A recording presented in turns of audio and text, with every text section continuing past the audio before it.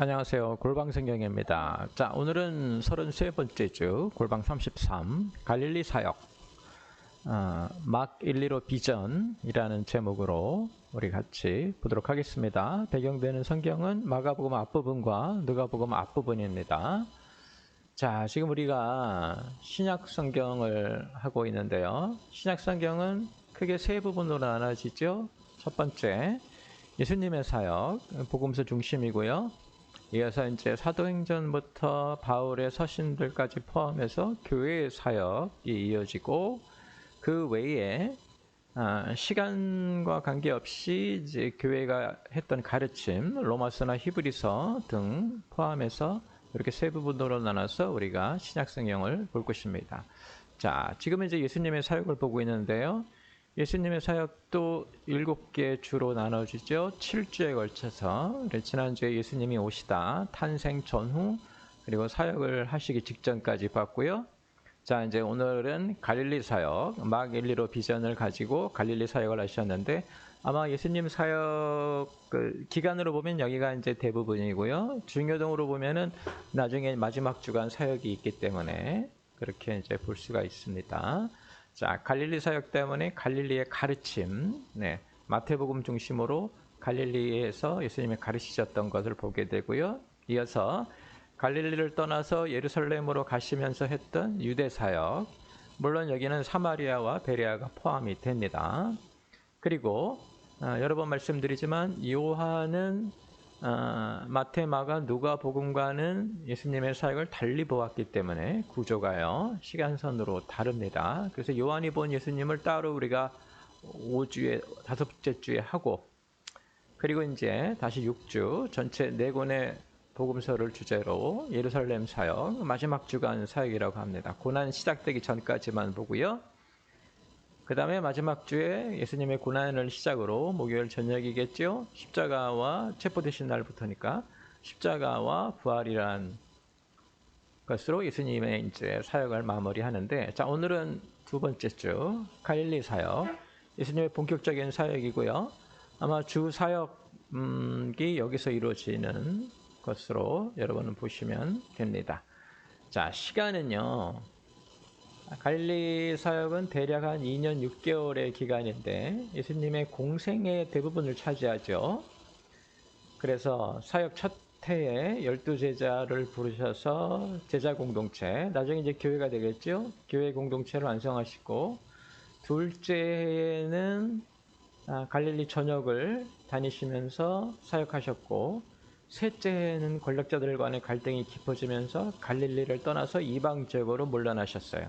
그래서 30년부터 32년, 약 2년 6개월간의 기간으로 보시면 됩니다. 자, 공간 복음에 의하면 이 시기에 예수님 사역의 중심지는 갈릴리입니다.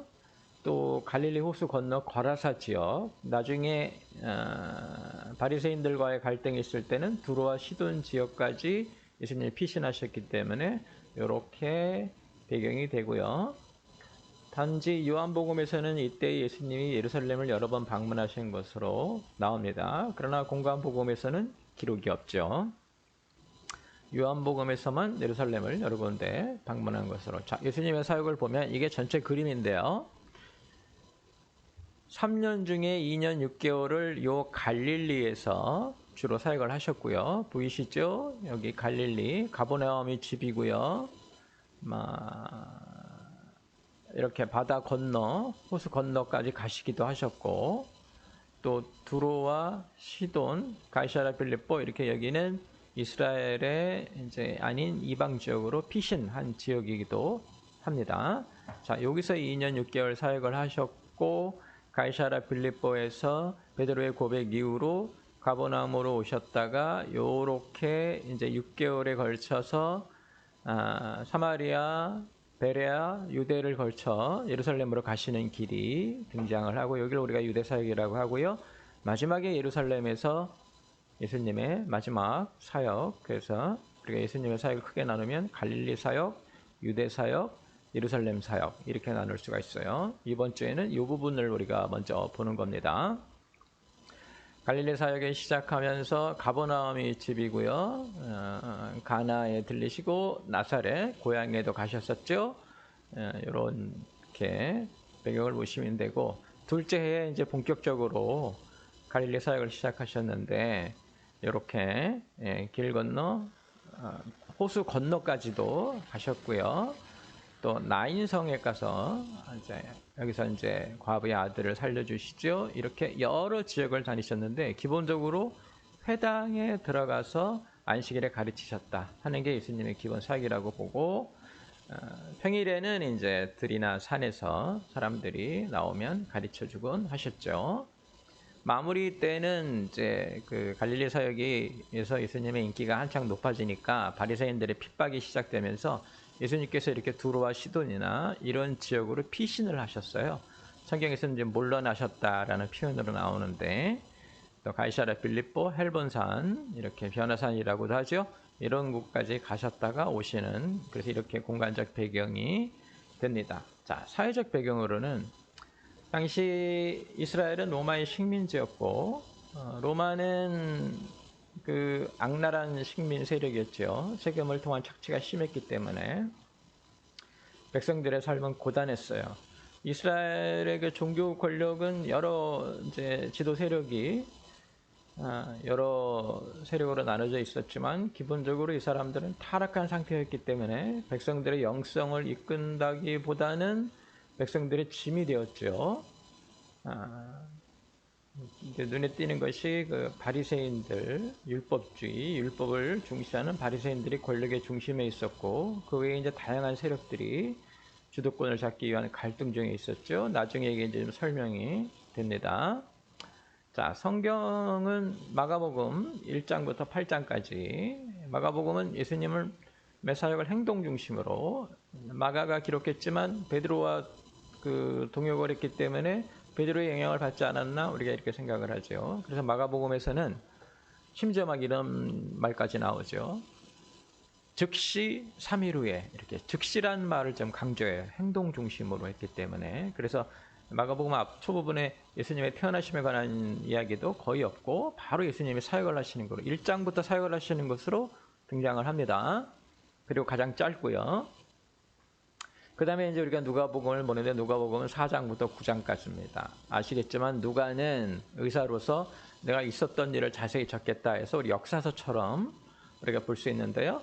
4장부터 시작하는 이유는 1장부터 4장까지 예수님의 태어나심에 관계된 얘기가 나오고 4장에서 9장까지 예수님의 이제 갈릴리 사역의 이야기가 나오기 때문에 그렇습니다. 자, 이때는 우리가 막 1, 2로 비전을 좀 잘 아셔야 될 필요가 있습니다. 본문 중에 설명하고요. 막 1, 2로 비전을 좀 자세히 아셔야 되고 또 갈릴리 사역이 어땠는지도 좀 보셔야 할 것입니다. 자, 성경 이야기 하면은 유대 광야에서 이제 시험을 이겨낸 예수님이 사역을 위한 준비를 마친 상태죠. 헤롯이 침례 요한을 체포해요. 강경책을 쓴다는 얘기죠. 그래서 예수님이 핍박을 피하기 위해서 유대 광야를 떠나서 고향인 갈릴리로 돌아오셔요. 갈릴리에 도착하신 예수님이 첫 메시지를 선포하시는데요. 이게 마가복음에 나타난 예수님의 첫 설교예요. 그게 마가복음 1장 15절인데 그래서 우리가 막 1, 2로 비전이라고 합니다. 내용은 이렇습니다. 때가 찼고 하나님의 나라가 가까웠으니 회개하고 복음을 믿으라 라고 선포하시는데요. 침례 요한이 했던 설교도 사실 이것과 거의 같죠. 이 막 1, 2로 비전은 예수님의 사역 목표예요. 그래서 하늘나라가 가까웠다는 말은 하늘이 땅에 온다는 것으로요. 땅의 회복을 선포한 것이라고 우리가 보고 있습니다. 하늘이 땅에 온 것이죠. 그래서 죄로 인해 하나님과 이제 인간이 멀어졌는데 하늘이 땅에 오면서 어떻게 되냐면 인간이 죄 이전의 상태로 돌아갈 것이 선포되는 거죠. 그게 이제 예수님이 오신 목표랑 똑같죠. 하늘이 가까웠으니 때가 찼고 하늘이 가까웠으니 이제 시간이 다 됐다는 얘기고 그 다음에 이제 뭘 해야 되는가? 회개하고 복음을 믿으라. 회개는 자신의 죄를 고백하고 죄에서 떠나서 하나님을 향하는 삶을 말하는 것으로 영혼의 변화, 성품의 변화, 삶의 변화를 말하죠. 자, 복음을 믿는다는 것은 예수님의 십자가의 대속으로 인간의 죄가 속죄되었다는 것을 믿는 것이에요. 그래서 죄인이 의인이 되는 것을 말합니다. 이 막 1, 2로 비전은 예수님께서 하늘의 계획을 보여주며 땅이 어떻게 해야 될지를 보여주고 예수님의 사역이 인간을 죄에서 구원하시는 것임을 분명히 보여주죠. 이 공간 복음이 보여주는 예수님 사역은 아까 이제 지도에서도 보셨지만 지도를 다시 보면 이 지도에서도 우리가 그 전체 예수님 사역을 보셨지만 예수님의 사역은 갈릴리에서 시작해서 유대를 거쳐서 예루살렘으로 향하고 이게 공간 복음에서 보여주는 예수님의 사역이에요. 그런데 갈릴리에서 뭘 보여주시냐면 여러 가지 권능과 가르침이 여기 집중되어 있어요. 그래서 여기가 때가 찼고 하늘이 가까웠다 하면서 하늘의 삶, 하늘의 권능을 보여주시는 그래서 이 부분을 우리가 때가 찼고 하늘이 가까웠다라고 말을 하고요. 너희가 회개하여라는 부분은 예수님이 유대로 가시면서 사람들의 변화에 대한 말씀을 자주 하셔요. 여기까지는 하늘의 권능을 보여줬다면 여기서는 인간들의 변화, 당신들이 어떻게 해야 되는지 그런 것이 나타나기 때문에 우리가 유대 사역의 회개라고 보고 있고요. 그리고 예루살렘에서 일어난 일은 복음이 이루어졌죠. 예수님이 십자가에 돌아가시잖아요. 부활하시고 그래서 우리가 막 1, 2로 비전을 때가 찼고 하늘나라가 가까웠으니 회개하고 복음을 믿으라 이렇게 예수님의 사역에 빗대어서 말하기도 합니다. 그래서 갈릴리 사역은 하늘이 가까이 오고 있음을 보여주는 권능의 사역이고 유대 사역은 예수님이 십자가를 향해 가시면서 사람들에게 회개하고 변해야 될 것을 가르치는 변화 사역이고요. 예루살렘 사역은 십자가 부활로 구원을 이루시는 것으로 믿음의 핵심인 대속을 이루시는 사역이지요.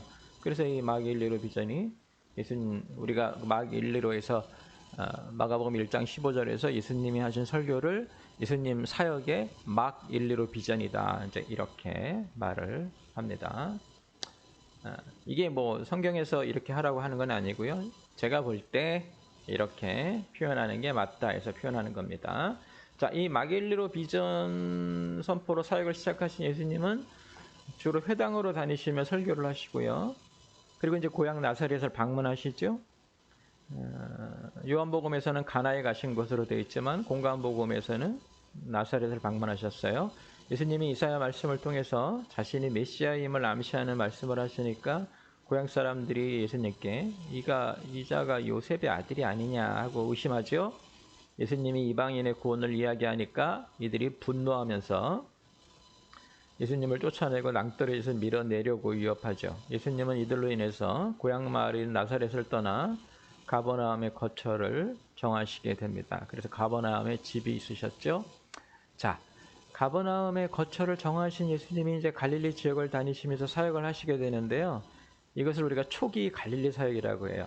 예수님의 3년의 공생애 중 첫 해의 기간으로 이 기간에 예수님은 12제자를 부르셔서 첫 교회 공동체를 만드시죠. 또 이때 산상수훈도 이때 그래서 하나님의 나라의 삶이 어떤 것인지를 우리에게 보여주시는데 자 갈릴리 사역은 어부인 베드로와 안드레를 제자로 부르시면서 시작되는데요. 예수님은 사역의 시작부터 제자를 세우셨어요.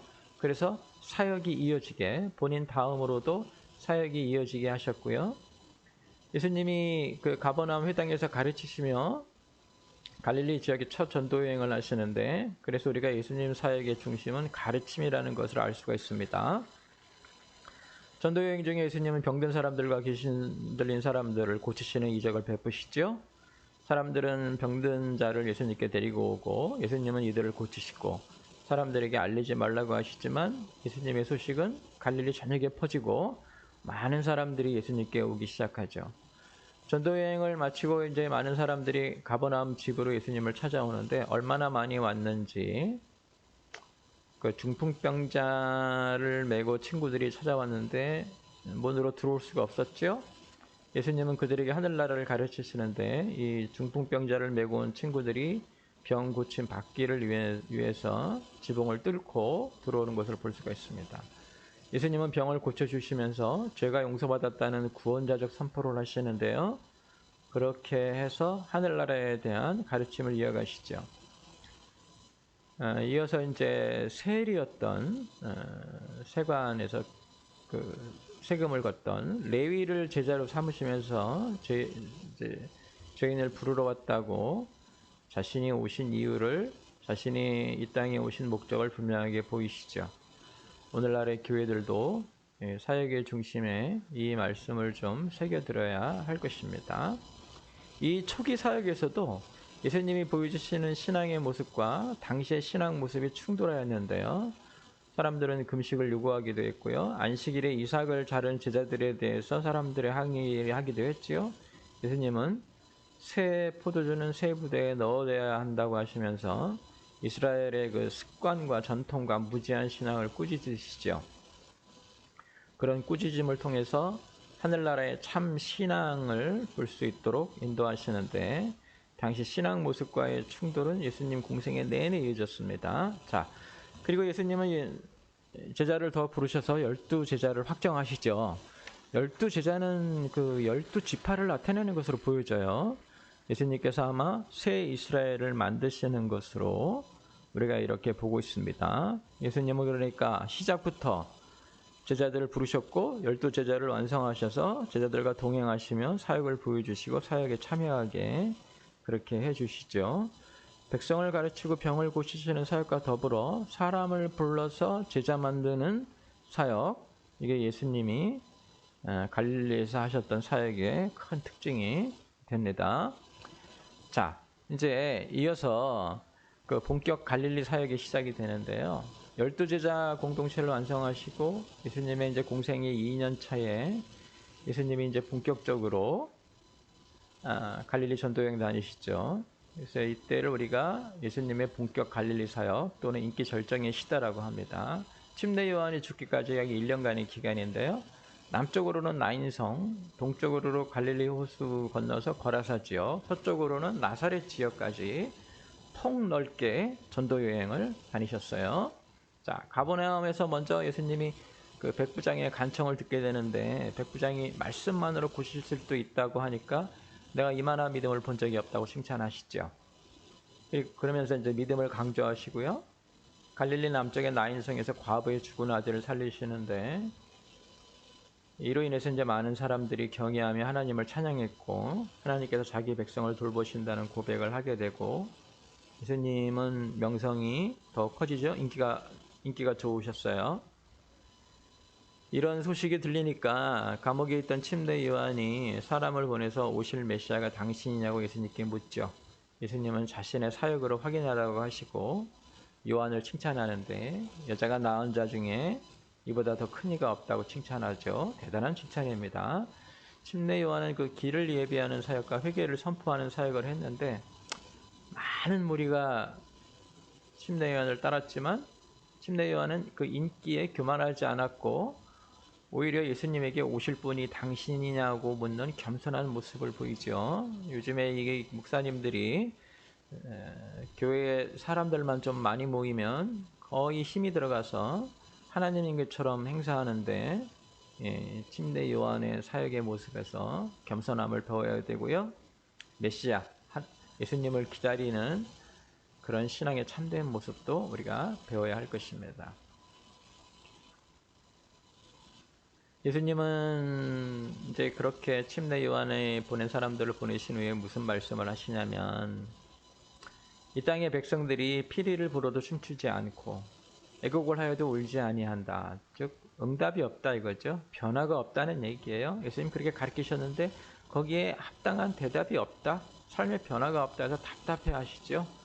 하나님의 메시지에 응답하지 않고 변화하지도 않는 백성들, 그런 백성들을 예수님이 답답해 하신 게 그 말씀이에요. 피리를 불어도 춤추지 않고 애곡을 하여도 같이 울지 않는다. 자, 그 다음에 예수님이 이제 바리새인들 초청에 응하셔서 저녁 식사를 하시게 되는데, 이때 그 자신의 발을 향유로 씻은 여인의 죄를 용서해 주시면서 내 믿음이 너를 구원한다. 역시 믿음을 강조하시죠. 이것을 비방하려고 했던 바리새인, 자신의 의를 드러낸 사람이라고 해서 비유로 그의 교만을 훈계하는 일까지 생깁니다. 자, 이때 누가복음 기록에는 이 예수님의 12제자와 더불어서 예수님을 돕는 여인들의 명단이 나오는데 누가복음이 이 가난하고 연약한 사람들과 소외된 여인들에게 관심을 갖고 기록되었기 때문에 그렇게 여인들이 옆에 있었다? 여자 제자들이죠, 사실은. 여자들이기 때문에 이제 제자로서의 어떤 대우는 받지 못했던 것 같아요. 여자 제자들이고요. 예수님 나중에 십자가에 돌아가실 때까지 같이 있던 사람들이죠. 명단이 나오는데 마가나 마태에 없는 누가에만 있는 독특한 그런 모습이에요. 누가가 그만큼 당시에 그 사회적으로 약자인 사람들에게 관심과 애정을 갖고 있었다. 우리가 이렇게 볼 수 있습니다. 자, 예수님의 명성이 커지니까 예수님이 식사할 겨를도 없이 무리들이 몰려들어요. 무리라는 말을 잘 들으셔야 돼요. 무리들이 몰려들었고요. 예루살렘에서 온 서기관들이 이를 시기해서 예수님이 귀신 들린 것이라고 비방을 하기도 합니다. 또 예수님의 가족을 불러가지고 예수님을 막으려 하죠. 예수님께서는 성령을 방해하는 죄는 용서받지 못한다고 하시고 자신에게 가족은 하나님의 뜻대로 실천하는 자들이 자신의 가족이다라는 말씀을 하시죠. 자, 이때 우리가 마가복음 4장에 나오는 그 예수님의 가르침을 바닷가 비유라는 묶음으로 볼 건데요. 실제로 예수님의 가르침은 다음 주에 하게 될 그 마태복음에 집약되어 있습니다. 마태복음은 예수님의 사역을 가르침 중심으로 기록했기 때문에요. 다 모아놨죠. 근데 누가복음에서는 아무튼 이때에 있었던 일들을 순서대로 마가복음에서 기록을 하면서 이렇게 바닷가 비유가 한 장에 걸쳐서 나온 것 같아요. 갈릴리 전도 여행 중에 많은 무리들이 몰려오니까 예수님이 비유로 이들을 가르치시는데요. 이적을 보고 이제 사람들이 막 몰려들어요. 무리라 그래요. 막 몰려들어요. 이 사람들을 가르침으로 이끄시는 게 이 비유예요. 예수님의 그 갈릴리 사역의 가르침은 아까도 말씀드렸지만 마태복음의 산상수훈에 이제 종합적으로 기록되어 있기는 하지만 그 부분과 같은 부분이 이 이제 마가복음에 나와있는 마가복음 4장에 나오는 바닷가 비유입니다. 제일 먼저 나오는 게 이제 씨 뿌리는 자의 비유인데요. 비유는 뭐냐면 그 하늘의 것을 땅의 것으로 설명하는 것이죠. 사람들이 알아듣게 하는 눈높이 교육이라고 하면 아마 이해하시기 빠를 겁니다. 그래서 사람들이 알고 있는 것으로 그들의 삶의 자리에서 하늘나라를 보여주는 거예요. 그러니까 삶의 자리에서 일상으로 일어나는 일들이 사실은 하늘의 일인 것을 보여주고 예수님은 비유를 통해서 땅의 사람들에게 하늘의 삶을 보여주시죠. 씨 뿌리는 자의 비유는 말씀을 듣는 자의 자세를 가르치고 말씀의 중요성을 가르치는데요. 성경에 나타난 첫 비유가 말씀을 강조하는 씨 뿌리는 자의 비유인 건 매우 상징적입니다. 그러니까 예수님은 말씀이라는 씨를 뿌리러 오신 것이고 그것을 받아들이는 사람의 자세에 따라 여러 가지 다른 결과가 나온다는 것을 분명히 하시죠. 그래서 말씀을 주시는 예수님뿐만 아니라 그것을 받아서 어떻게 반응하는가 그 사람들의 태도도 매우 중요하다는 게 이 첫 번째 비유의 가르침입니다. 그 다음에 저녁에 예수님이 다락방에서 이 비유를 다시 설명하시는데 이러한 설명은 예외적인 것이에요. 예수님이 이 비유를 정확히 전달하고 싶으셨던 것으로 보여져요. 하늘나라의 비밀을 주시되 깨닫지 못하는 자는 죄사함을 얻지 못하게 될 것이라고 하시는 게 그래서 이 추수와 심판을 차례대로 설명해 주시죠. 말씀을 받고 깨달아야 심판의 때를 준비하는 것이라는 예수님의 당부가 눈에 보입니다. 하늘나라는 또 작은 씨가 새가 깃드는 나무가 된다 것과 같다고 하셔서 성장에 대한 가르침을 주시죠. 성장은 예수님 가르침의 중요 주제입니다. 씨앗이 새가 깃들이는 나무가 되는 것이 예수님이 생각하시는 성장이고 그 성장이 하늘의 모습이다. 이렇게 보시면 됩니다. 자, 이 본격 갈릴리 사역에서 이 비유 가르침 이후에 예수님이 이제 호수를 건너서 이 거라사 지역으로 가시는데요. 거라사 지역은 갈릴리 호수 반대쪽이 이방 지역이에요. 근데 이 호수를 건널 때 풍랑이 일어서 예수님이 이방 지역으로 가시는 것이 방해를 받죠. 예수님이 바람을 꾸짖어서 잠잠케 하시는데 물론 예수님에게 자연을 다스리시는 능력이 있다는 것도 보여주지만 예수님이 건너오시는 것을 방해하는 죄의 세력을 꾸짖는 것으로도 보기도 합니다. 이 폭풍을 멈추게 하신 건요. 이때도 예수님은 풍랑을 두려워하는 제자들에게 어찌 믿음이 없느냐라고 믿음을 강조하는 갈릴리 사역의 주제를 다시 강조하시죠. 자, 호수를 건너서 가라사 지역으로 오신 예수님은 귀신이 들린 사람에게서 군대 귀신을 쫓아서 돼지들에게 들어가게 하셔가지고 이방 지역에서 하나님의 권능을 보이시죠. 예, 귀신 들린 사람이 등장하는데 엄청난 수의 군대 귀신, 네. 그러나 한 사람밖에 잡지 못하고 있었죠. 그들을 쫓아내시는 것을 우리가 봅니다. 다시 갈릴리로 돌아오셔서 야이로의 죽은 딸을 살리시고 혈류병 앓는 여인을 통해서 치료는 믿음으로 하는 것임을 보여주시죠. 역시 갈릴리 사역의 주제는 뭐다? 믿음이 가장 중요하다. 참 믿음이 가장 중요하다. 자, 믿음은 이적을 불러오는 원동력이고요. 믿음뿐이라는 것이 갈릴리 사역에서 계속 강조되는 것이죠. 예수님이 다시 이제 고향 나사렛으로 가셨는데 나사렛 사람들은 예수님에게 이 사람이 마리아의 아들이 아니냐, 첫 번째는 요셉의 아들이냐 했더니 두 번째는 마리아의 아들이냐고 아니냐고 하면서 예수님의 권위를 인정하지 않았죠. 그래서 우리가 예수님의 공생애 전에 철저하게 인간의 모습으로 사셨다는 것을 알 수가 있습니다. 예수님은 자신을 거부하는 고향을 떠나서 전도여행을 계속하시면서 이번에는 12 제자를 짝지어 보내어서 전도하게 하시죠. 그러니까 제자를 부르시는 것으로 사역을 시작하신 예수님이 제자들을 파송해서 경험을 쌓고 사역을 하게 인도해서 사역자를 세우시는 거예요. 그래서 사람을 세우고 제자를 삼는 것이 사역의 가장 중요한 목적이고요. 따르기만 했던 제자들이 그 임무를 부여받고 사역을 시작하는 모습이 나타나죠. 제자들을 파송하면서도 제자들의 위치도 이제 사역 참여자로 바뀌게 되죠. 이미 이제 예수님을 따른 지 2년째 되는 제자들이죠. 이때 이 본격 갈릴리 사역이 끝날 쯤에 침례 요한이 죽음을 맞이합니다. 헤롯 왕이 자신의 잘못된 결혼을 통렬히 꾸짖는 침례 요한을 처형했죠. 살해한 것이에요.